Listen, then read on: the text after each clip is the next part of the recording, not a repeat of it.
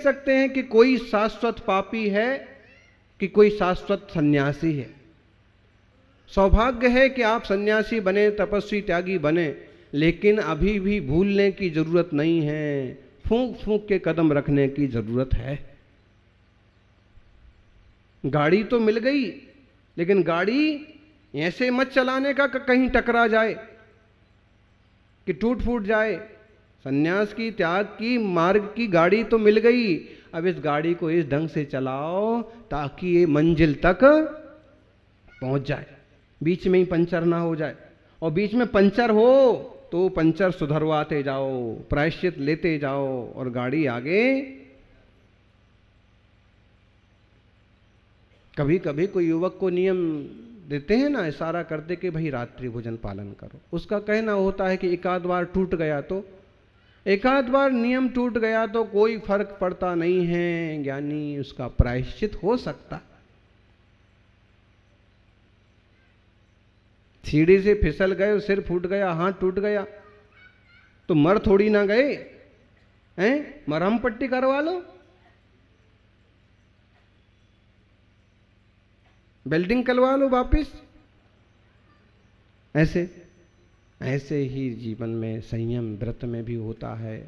तो श्रावकों, जो भी हो गुरु को जाके बताओ, प्रायश्चित लो, व्यवस्थित चलो। संसार की किसी चीज के लिए बहुत उतावले जैसे हम होते हैं ना, ऐसे त्याग व्रत के लिए उतावला होना चाहिए।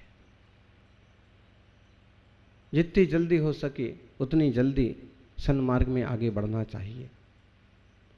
यहां पर कहते हैं कि संसार के जो पद हैं, ये भी आ गए अंकलिकर मंच के अध्यक्ष। संसार के जो पद हैं वो सब के सब पद यहीं रह जाने वाले हैं जी। कहाँ रहेंगे अजीत जी? कहाँ रह जाएंगे? सब यहीं रह जाएंगे। फिर साथ में जाएगी सेवा, भक्ति, रत्नत्रय। इसलिए यहां हम एक कारिका पढ़ते हैं, आपद सहिदम हि पदम भवस्य मूलम दुख हिंसावा नियपदम आपद रहिदम तम्हाणान पदम तु तम पेखो। क्या कहा? संसार के पद जो हैं वो आपद सहित हैं। कैसे हैं जी? देख लो आप, अगर जिलाध्यक्ष बना दिया हो कि कोई मंत्री पद मिल गया हो तो भी उसमें पुछल्ला तो कुछ ना कुछ बोले। 100 ही सीटें हैं, अब दूसरी पार्टी कोशिश करती है कि अपन 101 कर लो और इसकी कुर्सी छीन लो, तो मुख्यमंत्री को शांति है? बोलो, शांति नहीं है। एक तो पहले खतरा उप मुख्यमंत्री का ही है कि कहीं इसने 2 4 5 और अपनी पार्टी में मेले वाले कर लिए ना तो गड़बड़ हो जाएगा। फिर दूसरा सामने वाली पार्टी का है कि अगर मेरे 2 4 विधायक खुलक गए, उनने खरीद लिए तो फिर खतरा है। तो उस पद में सुख है, शांति है, लेकिन नहीं, जीव को ऐसे ही लगता है, आदत वही पड़ी है, जबरदस्ती चिपकता। क्या करे?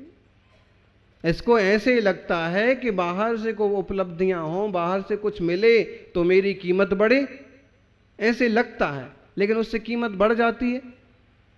कर्तव्य के तौर पर करो, बाकी उलझने के लिए कुछ भी करना नहीं। आपद सहिदम ही पदम, पद तो आपद सहित होते हैं। कोई भी बात हुई तो बोले बुलाओ अध्यक्ष जी को, बुलाओ सेठ साहब को, बुलाओ। क्यों? अध्यक्ष जिम्मेदार होता है, अब जो भी बात है उसके माथे पड़ेगी। तो संसार के पद तो ऐसे ही हैं भाई। और संसार के छोड़ो ना, मोक्ष मार्ग में भी जो पद हैं उपाध्याय और आचार्य का, उसके लिए भी भगवती आराधना जैसे शास्त्रों में एक व्यवस्था कही गई है कि उनको भी वो पद छोड़ना होंगे, तब जाके पूर्ण शांति और निर्मलता बढ़ा पाएंगे। आपद सहिदम ही पदम भवस्य मूलम दुख हिंसा भा। संसार का मूल भी हो जाते हैं, दुख का कारण भी बन जाते हैं, अथवा हिंसा का कारण बनते। निपद आपद रहिदम। आत्मपद कैसा है? आपद रहित है, इसमें कोई आपत्ति विपत्ति नहीं है। इसलिए हे ज्ञानी, आत्मपद को देखो। क्या देखो? क्या चाहो? आत्मपद, अपना शांत स्वभाव, अपनी निर्मलता। क्या समझ में आ रहा है? एकदम सीधी सीधी बात है कि बाहर की उलझनों से बचो और अंतरंग की सुलझन में लग जाओ। समय सार कलश बहुत सुंदर ग्रंथ है। अमृत चंद्र आचार्य जी ने वहाँ एक बहुत अच्छी बात कही, बहुत अच्छी प्रेरणा दी। एकमेव हि तत्स्वाद्यम विपदामपदां पदम विपदान्येव भासन्ते पदान्यन्यानि यत्पुरः। बहुत आध्यात्मिक बात है। वे कहते हैं ज्ञानी, एकमेव ही तत्स्वाद्यम, एक में वह ही स्वाद लेने योग्य है, निज आत्मा। क्या मुनिराज क्या करते हैं? बोलो मुनिराज क्या करते हैं? गाते हैं, भक्तियां गाते हैं, प्रतिक्रमण पढ़ते हैं, बाकी टाइम पर क्या करते हैं? भेद विज्ञान करते हैं। और कोई परिचय के लोग आते हैं तो परिचय के हों कि बिना परिचय के हों, उन्हें उपदेश दे करके धर्म ध्यान से जोड़ते हैं।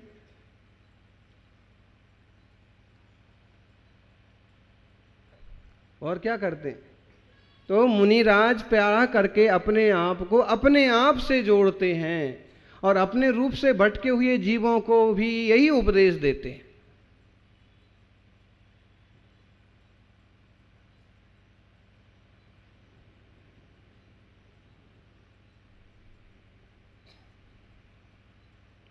एक में भी तत्साध्यम, एक वह आत्मा ही स्वाद लेने लायक है।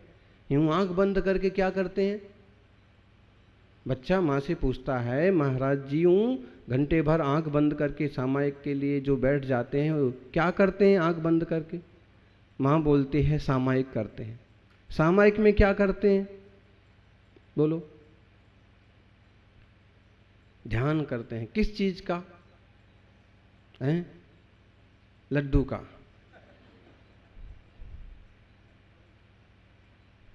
हाँ, कोई नए नए त्यागी हों और उपास हो तो फिर क्या होगा?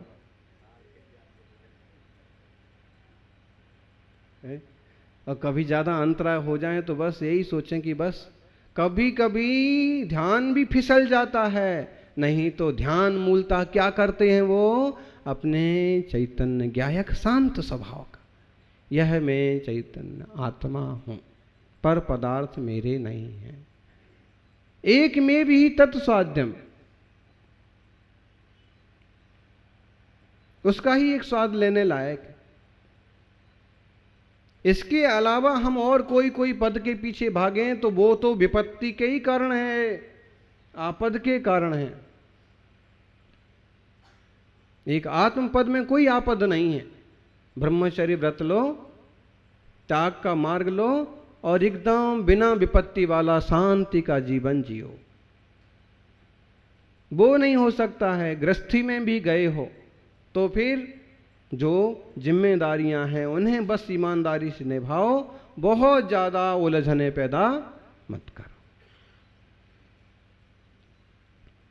ज्ञानी को तो एक आत्म पद के सामने सारे पद विपत्ति मालूम पड़ते हैं।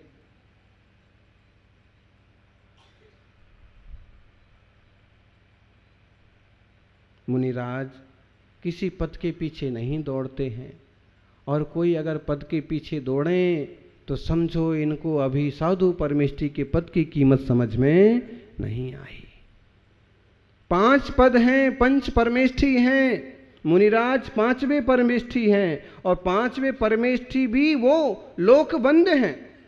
प्रधानमंत्री, राष्ट्रपति, कोई भी अधिकारी कर्मचारी हो, ऐसे परम दिगंबर साधक को देख करके विनय से प्रणाम करे, वंदना करे, ऐसा उसका पद है।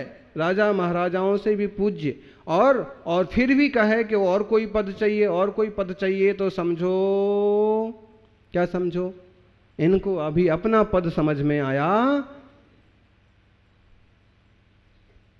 और समझो कि अगर कोई ऐसा पद लेकर के भी किसी की निंदा करता रहे, किसी की काट कटौती करता रहे, अपना ही अपना बड़प्पन दिखा रहे, तो समझना ये व्यक्ति भी अभी पका नहीं है, साधना के मामले में अभी भी कच्चा है। 50 का हो तो भी पक्का हुआ कि नहीं हुआ। इसको क्या जरूरत पड़ती थी दूसरों की काट करने की? वो कहीं अपने आप को नहीं समझा है, अपने आप को कम समझा है, इसलिए काट छांट में पड़ा। यानी संसार के पद तो आपद सहित हैं, एक आत्म पद ही ऐसा है जिसके सामने कोई विपत्ति नहीं है। पद आपद, पद आया तो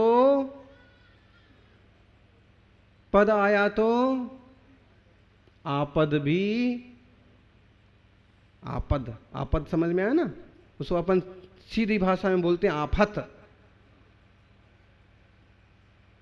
तो पद आया तो आपद भी आया, कुछ ना कुछ तो आती ही है। इसलिए बाहर के पद नहीं चाहिए। कौन सा पद चाहिए? अंतरंग पद चाहिए। फोटो शरीर की खींचती है, शरीर की फोटो खींचने से कुछ फायदा नहीं होगा। किसका फोटो खींचना चाहिए? अपने ध्यान में अपनी सेल्फी लो।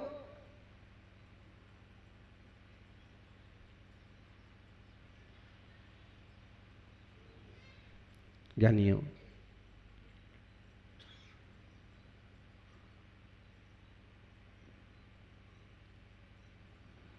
कोई व्यक्ति बिना दवा के स्वस्थ है, बिना औषधि खाए कोई स्वस्थ है, तो वो दवा खाएगा? नहीं खाएगा। जो व्यक्ति को बिना दवा के स्वस्थ रहने आ गया, वो ना कोई दवा खाएगा ना किसी डॉक्टर के पास जाएगा। डॉक्टर हैं कोई आज? नहीं है। वो 2-3 बार डॉक्टर्स की खिंचाई हो गई ना, लेकिन अपन ने इनकी तो बात ही नहीं करी थी। यहां तो बोले एक डॉक्टर्स हैं वो कि 10-10 रुपए 20 रुपए में और लोगों का महीनों की बीमारी ठीक कर देते हैं।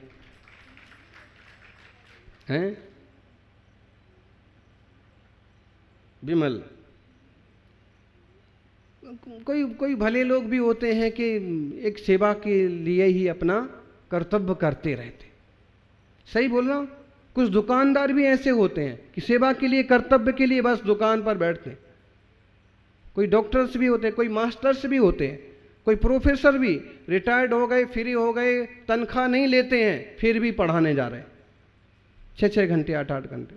तो कोई ऐसा जीव, बिरला जीव होता है। कोई वकील भी ऐसा हो सकता है, मुफ्त में प्रैक्टिस करते हैं। नहीं, अभी हो सकता है ना, तो ये भविष्य के लिए भी तो हो सकता है।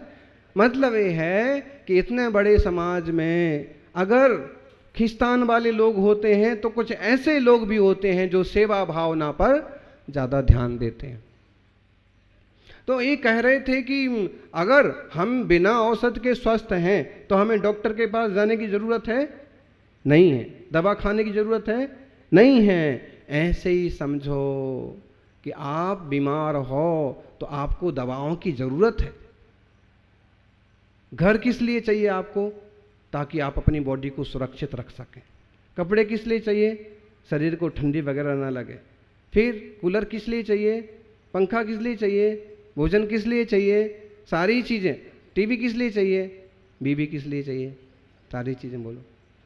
क्योंकि आप कहीं ना कहीं अपने आप को बीमार महसूस कर रहे हैं, और जो अपने आप को बीमार महसूस नहीं करते हैं वो यूं आनंद से बैठे हैं।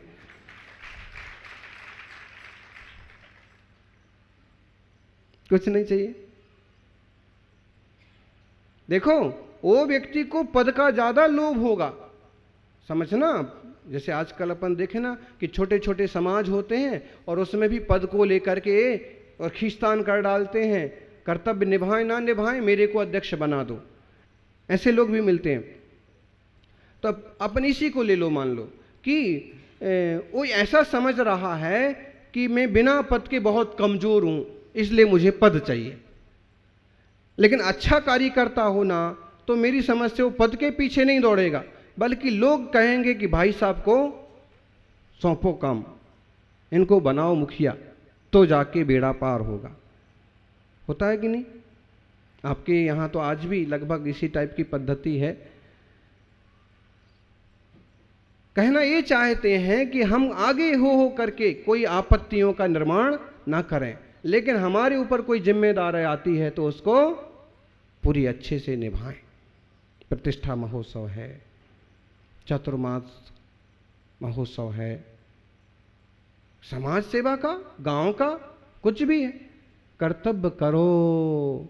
लेकिन जरूरी नहीं है कि हम किसी पद वगैरह की उलझन में पड़े।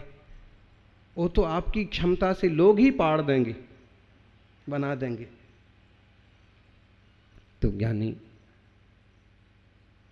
जब हमें ये महसूस होता है कि हम कुछ छोटे पड़ रहे हैं तो हम जबरदस्ती पद वाले बनना चाहते, जब हमें महसूस होता है कि हमारी कोई प्रशंसा कम हो रही है तो हम प्रायः दूसरों की निंदा पर उतर जाते हैं, जब हमें महसूस होता है कि हमारी प्रतिष्ठा कम हो रही है तो हम प्रायः करके अपने सहयोगी या किस सामने वाले की प्रतिष्ठा को, ये बीमारी है एक तरह की। और अगर हमें ये फील हो रहा कि नहीं, मैं अपनी जगह ठीक हूँ, लोगों का मेरे प्रति बहुत अच्छा दृष्टिकोण है और समाज है, तो एक जन आगे रहेंगे, एक जन पीछे रहेंगे, इसमें तो कोई तकलीफ की बात है ही नहीं, और ऐसा आप स्वस्थ हैं तो फिर कोई दिक्कत नहीं है, सब कुछ अच्छे से चलेगा, मन प्रसन्न रहेगा।